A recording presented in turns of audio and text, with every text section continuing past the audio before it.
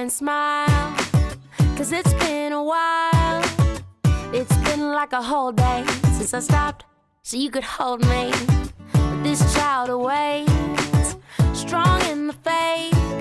Lord, you are the refuge that I can't wait to get to, 'cause I can't let a day go, can't let a day go by without thanking you for the joy that you bring to my life. And ooh, there's something about the way your sun shines on my face. It's a love so true, I can never get enough of you. This feeling can't be wrong. I'm about to get my worship on. Take me away. It's a beautiful day. It's a great day to be alive. I am so excited and elated that you are sitting and watching Tammie Nichols TV. Every once in a while, God will cause our paths to just destined to meet someone. But in this instance, I have to give thanks to my Aunt Daisy. You all know her, Daisy Minor Wiggins. She was in the right place at the right time to meet the phenomenal man of God that I'm watching right now, Mr. Dwight Owens. And she instantly messaged me, and I didn't respond, and she called him, and she said, Tammie, I need you to interview this man because he has a living testimony of what God can do and what God will do. And when I heard her say, he was pronounced dead, but God, my ears began to look up. Oh my God, I have to interview him.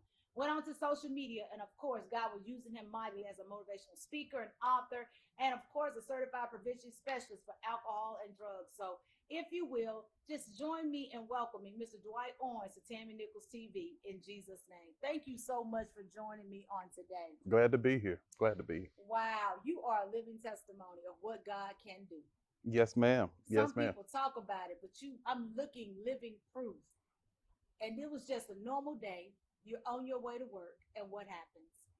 Well, my story goes back before that, Okay. and I grew up in very humbling beginnings. 1994, when I was in the 6th grade, I remember getting a phone call from my grandmother.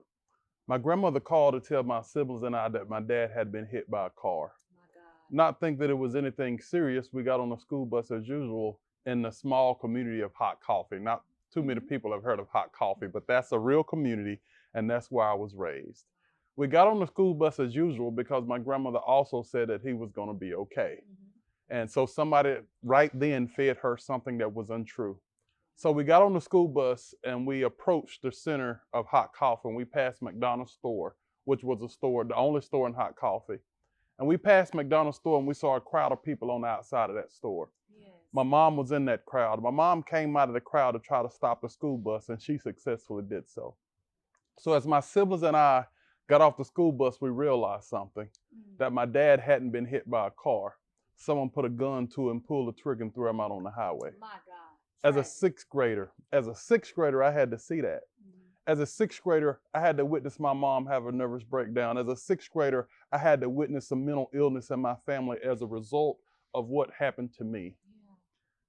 That day, it turned my life upside down, but I learned a lot of things from that.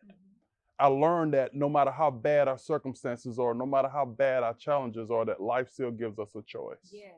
I could go through life being bitter, being angry, being mad at the world because of what happened to me.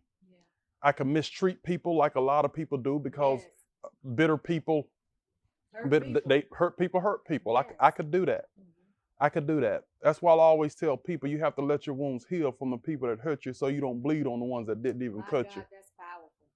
And so I could make the choice to do that, but I could also make the choice to be the man that my dad wanted me to be a person that makes every day count for something. And that's the path that I chose. What were some of the memories that you remember most about your dad? Was he hardworking? What was the thing that you said, Dad, I'm going to make you proud? He was very hardworking, but I also know that in those times that he struggled with some wounds of his own. He was a putwood hauler, and he would do different things like that. And when he couldn't find work, it would make him feel less than a man. So he would always tell us all of the time that he wanted us to be better than he was. He would tell us that all the time, and I just wanted to make him proud, even after he was gone. So I wanted to make him proud. So I went to Collins High School, and I graduated near the top of my class because I wanted it. No one's going to tell me I was going to fail. That was just the mentality that I have. No one was going to tell me I was going to fail. Also excel in athletics. But when an injury stopped me from being the athlete I wanted to be on the next level, I was able to fall back on my academics. Yeah. So I went to the University of Southern Mississippi, where I majored in education. After the University of Southern Mississippi, I started teaching at Laurel High School. I taught there for a year. What area? Math. Math. I'm a numbers guy. One of those subjects that most people run away from. English and mathematics. It's like, I can teach everything else, but don't give me English and mathematics. But you are like the numbers guy. Make the Yes. numbers make sense. Right. Yes. And see, math is one of those subjects you can't manipulate. You can't. 1 + 1 will always be 2. Nobody can't lie to you in math. No. So that's why I was drawn to math. I love numbers. Until this day, I still love numbers. Wow. So I started teaching after college, I started teaching at Laurel High School. I taught there for a year. Then my dream job opened up being a football coach and a teacher at my alma mater in Collins. Oh, wow. So excited to learn from some of the same coaches and teachers that encouraged me when I was in high school. School's going to start the first day of school at the school where I went. As a coach. A school where I went, as a student, all of that stuff. I was hired to teach, to coach, and you just excited because some of the same teachers that encouraged me were still there. Wow. So that was exciting for me. Absolutely. The first day of school is going to start on August 8, 2005. That was a Monday. August 5th, 2005, that Friday, is I prepared to go get my classroom ready for the students to come in that Monday, because I remember my principal saying that we needed to have our doors decorated. So I was going to the school to decorate the door and get everything right, but I never made it to school. What happened? On that day, August 5th, 2005, I was railroaded by a drunk driver who was clocked at 120 miles an hour. Jesus. And that's when your life altered and changed. Turned upside down. Wow. They found my torso on the floor of the car, my legs wrapped around the steering wheel, all because of a choice that somebody made that they didn't have to make. But they made it. My torso was found on the floor of the car, my legs wrapped around the steering wheel. Only thing holding me together was a seatbelt. I coded instantly, and we know what that means. It means my heart stopped. It means I was literally dead in that automobile. And when I coded, it took me to a place of peace so bright that I can't even explain it. Wow. And it seemed like it was this dream, a dream on steroids. Like it was real, and I knew it was real because it was. And my dad appeared before me along with other family members that passed on before him. And my dad said, "Son, everything's going to be okay." And after he said that, he walked away toward an opening in this lit place, and he disappeared. Not knowing what to do, I decided to follow him. But before I got there, I woke in the hospital with a doctor holding a light above me, and I overheard him say, "We got him back." Wow. So I smile because my life is so full of joy. And joy is different from being happy. I heard somebody say it's different from being happy. I give you a piece of candy to make you happy, but it doesn't give you joy. Ooh, that unspeakable joy. Unspeakable joy. My God. And I'm going to tell you something about joy. Nobody can take it away from them if you don't give it to them. Jesus. You have to give it to them in order for them to take it. So I sustained several injuries. I broke all of my ribs. My liver was found lodged into my chest. I tore both shoulders. I sustained liver damage, kidney damage, brain trauma, punctured lungs. Couldn't breathe on my own. Had to be placed on life support. Back was broken. How long were you on life support? On life support, I was on life support for, I can't really give you the time. I try not to even go back and look at that. I try not to even go back and look at that. I've been asked that question so many times. And I ask that because I've known where, even with my children, there's a time where you have to lean the oxygen down because they don't want you to get so attached to that it's breathing for you. They have to wean the oxygen so we'll know that, okay, he's breathing 80% on his own. Yes. So, and a lot of times, this is spiritual, what I'm making the analogy, we get so dependent on everything else that it's not breathing life into us. Yes. And in that moment, like you said, I don't want to go back to that. I'm just happy that I'm alive, that I'm breathing. But it's like you had to come out. Yes. To be able to be functional. Yes. Yeah. But when it came to me, a lot of people, even my mom, she's asked me, just go back and and gather those details, gather Yeah. those facts. But for me, I never wanted to go back in there to read any of those details Yeah. because I know that, you know, God gave me a purpose, and I always want to move forward, and Amen. I'm never going back. Amen. So that's what I decided to do. Amen. And You to know, keep your peace. to And- keep my and peace. those that love you respect that. Most definitely. Because sometimes you can go back to the past and it triggers and it brings hurtful memories. And then two, it may pull you into a place that God never desired for you to be in. So I'm thankful that you shared that on today's, like, I'm moving forward. I don't want to go back to that space. Never going back. How will it benefit you? That's the thing. It won't. Exactly. So why go back? Why go back? Amen. That's correct. That's correct. Wow. So you realize that, hey, we got him back. You're in this hospital. I see you. You know, you're on life support. What else is happening around you in that moment? Were people praying for you? Because, you know, a lot of times when you're in the hospital, you can hear, but you can't respond. What's going on with Dwight in that moment? That was so true. Even during that time, I could hear a lot of things around me, but I couldn't respond. I could hear where medical staff will talk amongst themselves. I could hear where family members will come into the room during ICU hours, putting their hands under my nose, checking to see if I'm still breathing. And I remember wanting to lash out and say something, but I couldn't be heard. Yeah. I couldn't be heard. And those are some of the things that, you know, really get to me today when I'm talking about my story. I coded again in the hospital after they brought me back, and this time was different. This time my family was told that I wasn't going to make it, that it was it. But somebody that knew me, that worked there, thought they saw something, came into the room to pay their respect, thought they saw something, wasn't sure, called someone back in, they found a pulse, put me on life support. A year later, I came out of the hospital, and today I'm here. To God be I the know glory. that to God be the glory. Yes, ma'am. There is a God. Yes, ma'am. The right Yes, ma'am. person say, I'm not going to give up. Solve something. Felt a pulse. Oh my God. And I'm here. And now, you know, I realize I'm physically paralyzed. People look at me, they see the smile on my face. They don't understand the level of joy that I have. They see the smile on my face, they see the wheelchair. But you can be paralyzed without being in a wheelchair. Yes, sir. Your circumstances can paralyze you. Your anger can paralyze you. Yes. Bitterness, drugs and alcohol, no faith. It's paralyzing.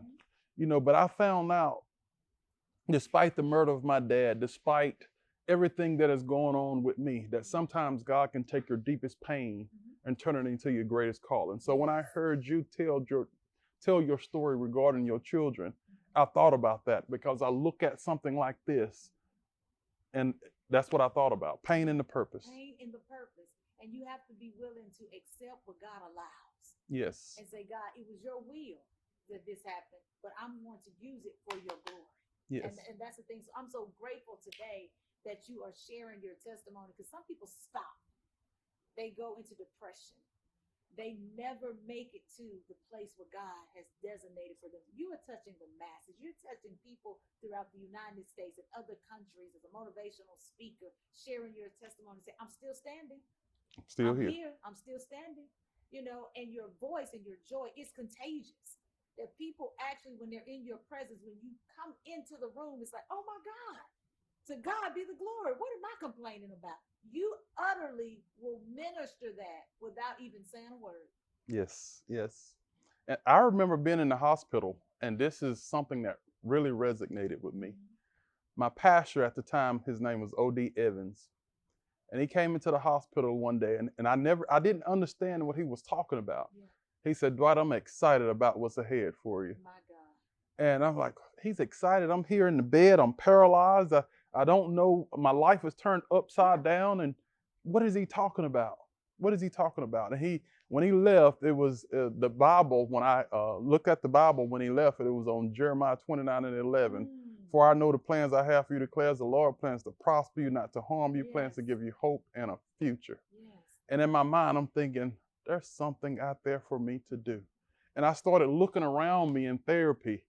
I was in therapy for a long time, and people don't understand that there are people out there happier with less than they have. Wow. And I'm looking at people that were paralyzed from the neck down, that couldn't do half the things that I still could do. So why am I complaining? Yeah. There are people there that just wanted to be able to. I learned a lot of lessons in therapy. There are people there that just wanted to be able to pick up a fork to eat on their own. Yeah. Things that we take for granted every single day. People that wanted to be able to comb their own hair.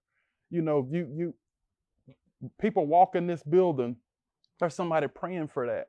People are able to read that book, or are you listening to me right now? People are praying for that. They're praying for those small things that we take for granted every single day. So while I was there, I couldn't wait to get back on the outside so that I could make a difference in some way, because I learned that, you know, life doesn't get any easier, but you get stronger. Yes, sir. And the stronger and wiser you become, the easier the life will be. So we have to stop worrying about what will go wrong and get excited about what can go right. You better say it. Yes, sir. That's a word for somebody right there. Shift your focus. It's always the negative thing. Let's focus on what could happen, what could go right. You know, because God has a plan and purpose for us. We just got to position ourselves despite our circumstances. Yes, Just ma'am. like you said, I'm just reflecting, listening to you. Both of my sons were never able to walk. They could not sit up. They could not crawl. Literally could not move their hands like this. They were both diagnosed with spinal muscular atrophy. And that's like the number one genetic killer for children under the age of 2. And so I didn't understand that during my season of life when I was there in North Carolina taking care of my children. After they passed, within 2 months of each other, that's when I began to see that there's purpose in this. That I should have lost my mind, but like you said, God gives you that joy. There's some mother that's out there that may have been pregnant, that had to carry their baby to term, and once they gave birth, it was stillborn. So it could have been worse, but God allowed me to take care of them, to be able to communicate with them, to talk with them. And I learned what true, authentic, agape love was. I learned how to be patient. So it was life lessons, you know, for me. And I give God praise and I thank him for showing me. And then in the midst of that, as much as I talk, he knew I was going to run and tell that testimony. Yes. Father God, you kept me. You kept my mind. You healed my heart. You took my brokenness. And so that's what I see, the connectiveness with the two of us. You know, he knew we was going to tell it. He knew you were going to share your story. And again, when you enter into the room and that microphone or that lapel is on you, when you open your mouth, you have them in the palm of your hand. I'm still standing. Most What definitely. are you complaining about? What has God called you to do? Why are you not on your kingdom assignment? Because we can find an excuse, but let's get busy. Yes. I think most people don't understand that in order for you to get to where you want to be, whatever that finish line is, they think that everything's in a straight line. Come on. Yes. But there's always going to be obstacles. Yes. And for me, I believe that's the way that we test our faith. You know, 2 Timothy 3:12 says all that live a godly life will suffer persecution. Those are those bumps that's in the road there. So, and I get excited. I get excited. To take you out, but God said, I got you. Just He stand. got me. You're resilient like a palm tree. It just keep popping. God is like, bounce back. I got you covered. My blood has you covered, but my grace is sufficient. Yes, ma'am. And I don't know about you, but that's what's been keeping me. I thank God for his grace and his mercy. Yes, ma'am. Most definitely. Most definitely. I just think, you know, God has a plan for all of us, and we all have challenges to face. But he also gives us resources to help overcome those challenges. You know, there are no guarantees in life, and it can change on a dime. All I know is that I've learned that we have to face things head on, put them in the best possible light, and help others every chance we get. So with that being said, when you were going through the process of therapy, was there ever a time, Dwight, where you felt like giving up? It's like, God, did you really call me to do this? I mean, do you have a purpose for my life? What's my assignment? Were there times where he had to remind you, you know, like you said, Jeremiah 29:11, did he remind you it's working for your good? I got a plan and purpose for your life. Was there ever a time you was like, I'm throwing in the towel? I think just being human, that part comes when you're in therapy and you're just in such tremendous pain. I remember waking up one day and I couldn't breathe, and I had to be taken to surgery immediately because my liver was found lodged into my chest. I mean, it was horrible. So during those moments, when I'm thinking, I can't lie, I thought that I was going to die. I didn't think that I was going to be here now to tell this story. So during those times, you're like, okay, all of this pain, I know that it's not worth it. It's not worth it. But every single day those reminders would come, and I would see somebody that was, struggling to do something else, but with a smile on their face. They were happy, a quadriplegic, people with different disabilities, and you would see these type of things, and it's like, why am I complaining?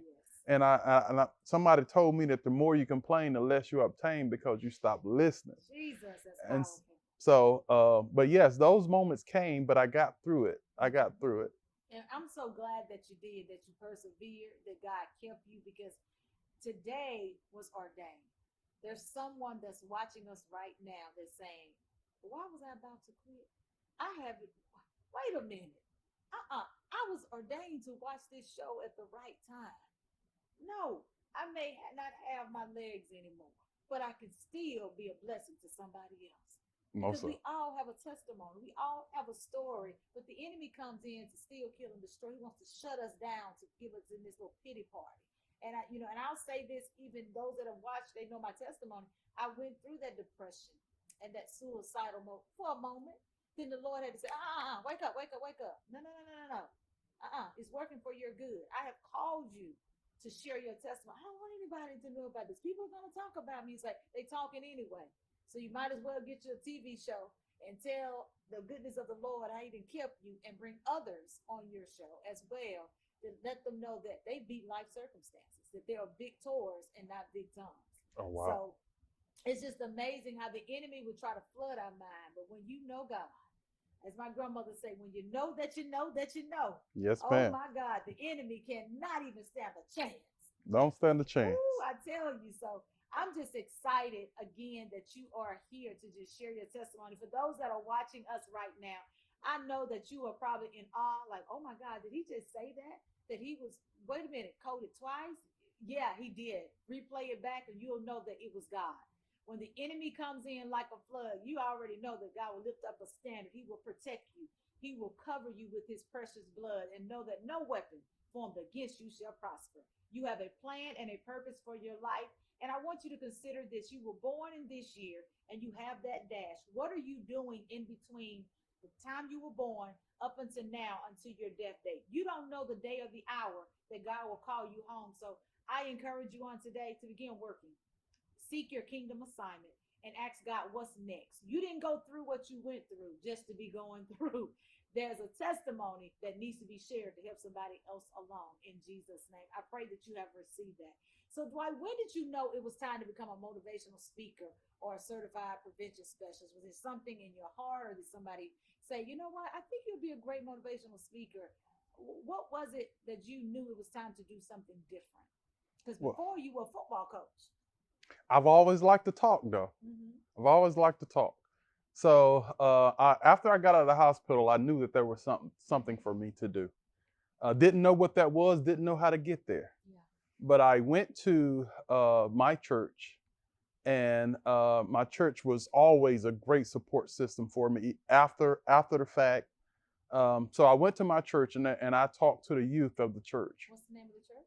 New Hope Well Baptist Church in Taylorsville, Mississippi. Okay. So and that went really well. And after that, I went to my superintendent where I went to school. I taught at Collins High School at the time, and I went to my superintendent, and he allowed me to speak in front of the students of the school, and also a professional development with the staff. And after that, it's like, Dwight, this is, you could do something with this. So he started giving my names to other superintendents, and I started speaking at schools and all of this stuff. And there it was. Before I know it, word of mouth, and it started spreading. And you mean to tell me I could get paid for opening my mouth?